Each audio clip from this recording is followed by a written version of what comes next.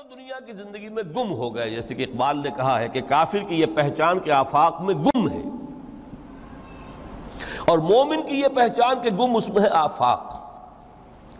دنیا میں رہو، طالب دنیا نہ بنو، طالب عقبہ، طالب آخرہ۔ دنیا میں رہو، برتو، استعمال کرو، تمہارے لیے پیدا کیا گیا، بھائی برتو، متاع ہے، برتنے کی شے ہے۔ ہاں حلال اور حرام کی پابندیاں سامنے رکھو، باقی برتو۔ مطلوب یہ نہ ہو، مقصود یہ نہ ہو، مطلوب آخرہ ہو۔ انما الدنیا خلقت لکم وانتم خلقتم للآخرہ۔ منزل وہ رہے، مستحضر رہے، سامنے رہے کہ میں تو اجنبی ہوں، یہاں یہ میرا وطن نہیں ہے۔ الدنیا سجن المومن و جنت الکافر۔ جیسے کسی پرندے کو کسی پنجرے میں بند کر دیا گیا ہو، اس طرح ہمیں اس دنیا میں بھیج دیا گیا، اللہ کی مرضی ہے، اس نے بھیجا ہے۔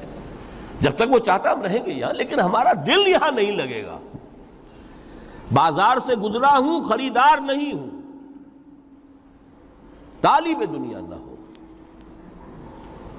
تب تو یہ کوئی دھوکے کا سودا نہیں، وطن نہیں، بالکل نہیں۔ حضور نے خود فرمایا مجھے تمہاری اس دنیا میں سے فلاں فلاں چیزیں بہت پسند ہیں، اور کس قدر ریئلسٹک ہیں۔ آپ نے عورتوں کے بارے میں فرمایا مجھے اس دنیا سے پسند ہے عورت۔ کوئی تصنع اور کوئی بھی تکلف اور کوئی خلاف فطرت بات نہیں کی محمد رسول اللہ صلی اللہ علیہ وسلم۔ آنکھوں کی ٹھنڈک میری نماز میں ہے، مجھے خوشبو پسند ہے۔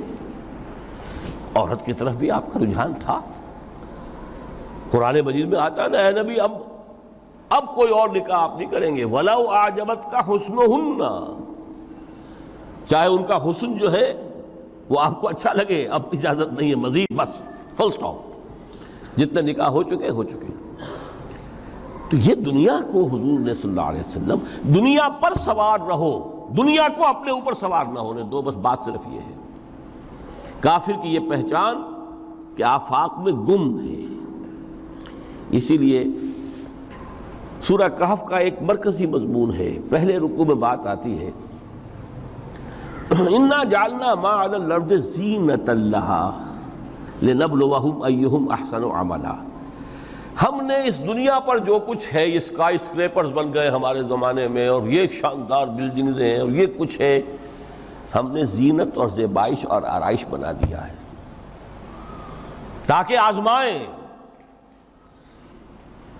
انہی کے حسن کے شکار ہو جاتے ہو اور ان کے پرستار بن کر رہ جاتے ہو۔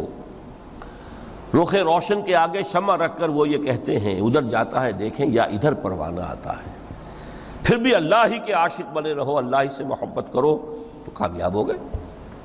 دنیا کو برتو۔ اگر دنیا یہ عروس ہزار داماد جو ہے، اگر کہیں یہ محبوبہ بن گئی تو گئے، ختم۔ اچھا دیکھیے اس سورہ حدید میں اب یہ دنیا کی حقیقت کو اس طرح بیان کر کے دو نتیجے جو اس سے نکلتے ہیں ان کو علیحدہ علیحدہ بیان کر دیا۔ ایک نتیجہ جو میں بیان کر چکا، رہبانیت، ترک دنیا، اس کی نفی کرتے ہوئے فرمایا وَلَقَدْ أَرْسَلْنَا نُوحًا وَإِبْرَاهِيمَ وَجَعَلْنَا فِي ذُرِّيَّتِهِمَا النُّبُوَّةَ وَالْكِتَابَ فَمِنْهُمْ مُهْتَدٍ وَكَثِيرٌ مِّنْهُمْ فَاسِقُونَ ثُمَّ قَفَّيْنَا عَلَىٰ آثَارِهِمْ بِرُسُلِنَا وَقَفَّيْنَا بِعِيسَى ابْنِ مَرْيَمَ وَآتَيْنَاهُ الْإِنجِيلَ وَجَعَلْنَا فِي قُلُوبِ الَّذِينَ اتَّبَعُوهُ رَأْفَةً وَرَحْمَةً وَرَهْبَانِيَّةً ابْتَدَعُوهَا مَا كَتَبْنَاهَا عَلَيْهِمْ۔ اصل مضمون یہ تھا جس کے لیے تمہید اتنی لمبی باندھی، ہم نے نوح کو بھیجا، ابراہیم کو بھیجا، ان کی اولاد میں ہی نبوت اور کتاب رکھ دی، پھر ان کے نقش قدم پر ہم نے اٹھایا عیسیٰ ابن مریم کو، انہیں انجیل دی، اور جو لوگ ان پر ایمان لائے ان کے دلوں میں رحمت اور رافت کے جذبات پیدا کر دیے، انسانی ہمدردی۔ حضرت عیسیٰ کا جو اپنا مزاج تھا، ظاہر بات ہے کہ آپ کے حواریین اور آپ پر ایمان لانے والوں میں اسی کا ایک عکس پیدا ہونا تھا،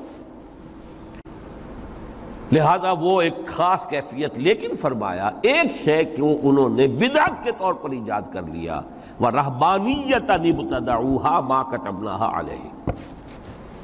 رہبانیت کی انہوں نے بدعت ایجاد کر لی، یہ انہوں نے کی ہے، ہم نے یہ ان پر فرض نہیں کی تھی۔ یہ ہے وہ منفی نتیجہ، گریز، خانقاہوں میں جا کر بیٹھ جاؤ، موناسٹسزم، تجرد کی زندگی گزارو۔ نتیجہ اس کا کیا نکلتا ہے کہ بظاہر راہب اور راہبائیں رہ رہی ہیں اور رہ رہے ہیں، اور اندر جو حرام کاری کے بازار چل رہے ہیں، اور تہخانوں کے اندر حرامی بچوں کی قبروں کے قبرستان بنے ہوئے۔ ہسٹری آف کرسچین موناسٹسزم پر کتابیں پڑھ لیجیے، خود انہوں نے اپنے سارے جو ہیں بخیے ادھیڑ کر خود رکھ دیے۔ یہ رہبانیت، یہ اسلام کا راستہ نہیں ہے۔ احادیث کے حوالے سے میں آپ کے سامنے پہلے بیان کر چکا ہوں، میں بعد میں تھوڑا سا عرض کروں گا کہ ہمارے ہاں بھی یہ رسم کیوں آئی اور کیسے آئی۔ الحمدللہ اس درجے میں نہیں آئی جس درجے میں کہ کرسچینٹی میں آئی ہے، الحمدللہ ثم الحمدللہ، لیکن کسی درجے میں اگر آئی ہے تو کیوں آئی ہے یہ میں بعد میں عرض کروں گا۔ لیکن اس کا مل حیات الدنیا الا متاع الغرور کا دوسرا نتیجہ کیا ہے؟ پہلا نتیجہ تھا گریز کا، پسپائی کا، فرار کا، معاشرے سے نکل بھاگنے کا، تاکہ معاشرے میں اشرار کھل کھیلیں، جو چاہیں کریں۔ ایک راستہ یہ ہے، ترک دنیا کے معنی ہیں ترک لذات دنیاوی، آسائشوں کو ترک کرنا، سختیاں جھیلنا، کس لیے؟ تاکہ دنیا سے ظلم کا خاتمہ ہو،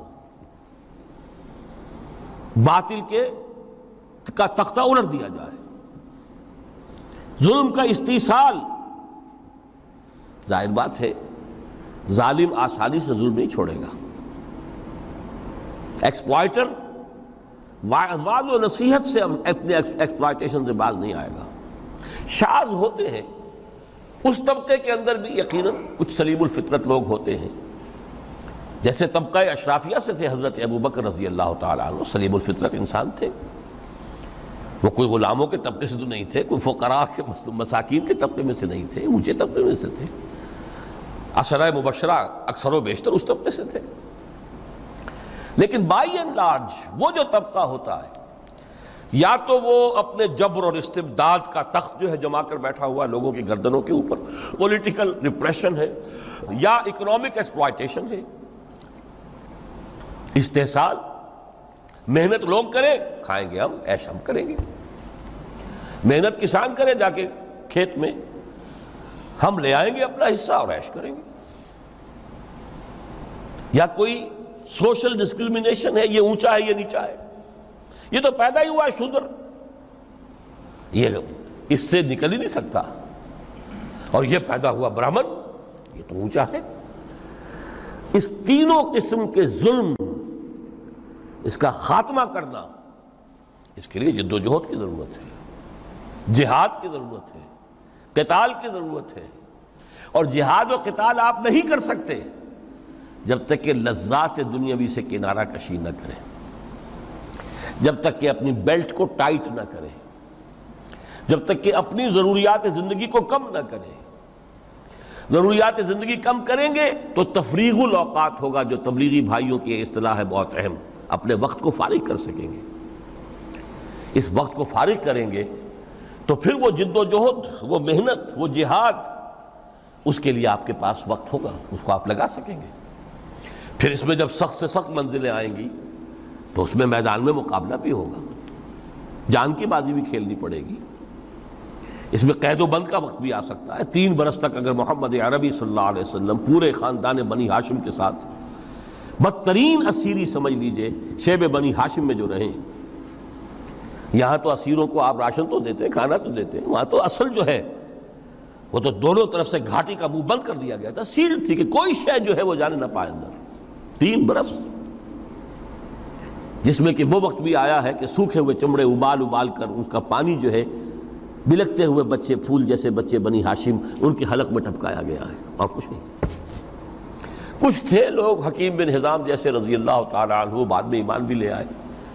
حضرت خدیجہ رضی اللہ تعالیٰ عنہ کے چونکہ وہ قریبی رشتہ دار تھے، وہ پہاڑ کو کراس کر کے چوٹی پر سے اتر کر کچھ کبھی کبھی کھانے پینے کی چیز پہنچا دیتے تھے۔ یہ سارے مراحل آئیں گے۔ یہ جو ہے یہ مثبت ہے، ترک دنیا وہ نہیں، ترک دنیا سے مراد دنیا کی لذتوں سے، دنیا کی آسائشوں سے، ان سے آدمی اپنے آپ کو پیچھے ہٹائے، ان کو چھوڑے، ان کو ترک کرے، تاکہ اپنا وقت، اپنا مال، اپنی صلاحیتیں صرف کر سکے کس کام کے لیے؟ اب اس کے لیے دیکھیے آیت نمبر 25 ہے یہ سورہ حدید کی۔ لَقَدْ أَرْسَلْنَا رُسُلَنَا بِالْبَيِّنَاتِ، ہم نے اپنے رسولوں کو بھیجا واضح چیزوں کے ساتھ۔ بینات، بینہ وہ شے جو از خود ظاہر ہو۔ آفتاب آمد، دلیل آفتاب۔ جب سورج طلوع ہو گیا وہ خود اپنے وجود پر دلیل ہے، اس کے لیے کسی اور اضافی دلیل کی ضرورت نہیں ہے کہ سورج موجود ہے، وہ تو ہے، سب کو نظر آ رہا ہے۔ تو بینات سے مراد معجزے بھی ہیں، اور وہ تعلیم جو ہے بنیادی دین کی کہ جو فطرت انسانی کی جانی پہچانی ہوئی شے ہے، دونوں پر اس کا اطلاق ہو جائے گا۔ لقد ارسلنا رسلنا بالبینات وانزلنا معهم الکتاب والمیزان، اور ہم نے ان کے ساتھ کتاب اتاری، میزان اتاری۔ یہ سب کچھ کس لیے کیا؟ لیقوم الناس بالقسط، تاکہ لوگ عدل پر قائم ہوں۔ یہ ہے سول آبجیکٹو۔ یہ نہیں بس ہماری کتاب پڑھ لیا کرے، ختم قرآن ہو گیا، اللہ اللہ دعا مانگ لی، چھٹی۔ قائم کرو اس کو، وہ میزان عدل نصب کرو، ہر ایک کو وہی تل کر ملے جو اس کا حق ہے، اور ہر ایک سے وہ لیا جائے کہ جو اس کے ذمہ واجب ہے۔ اگر یہ نہیں تو بابا پھر سب کہانیاں ہیں، شریعت اور دین اور نماز اور روزہ اور حج، کوئی حیثیت ان کی نہیں۔ اچھی طرح سن لیجئے میری بات۔ قرآن مجید میں کہلوایا گیا حضور سے، قُلْ يَا أَهْلَ الْكِتَابِ لَسْتُمْ عَلَىٰ شَيْءٍ حَتَّىٰ تُقِيمُوا التَّوْرَاةَ وَالْإِنْجِيلَ وَمَا أُنزِلَ إِلَيْكُم مِّن رَّبِّكُمْ۔ اے نبی ان سے کہہ دیجئے، کتاب والو تمہاری کوئی حیثیت ہی نہیں، ہماری نگاہوں میں تمہارا کوئی مقام ہی نہیں، جب تک کہ تم قائم نہیں کرتے تورات کو اور انجیل کو اور جو کچھ کے نازل کیا گیا تمہاری طرف، تمہارے رب کی طرف سے۔ قائم کرو، پھر آؤ ہم سے بات کرو، ہم سے دعا کرو، ورنہ دفع ہو جاؤ۔ Nothing doing. They don't care for you. لستم على شيء حتى تقيموا التوراة والإنجيل وما أنزل إليكم من ربكم۔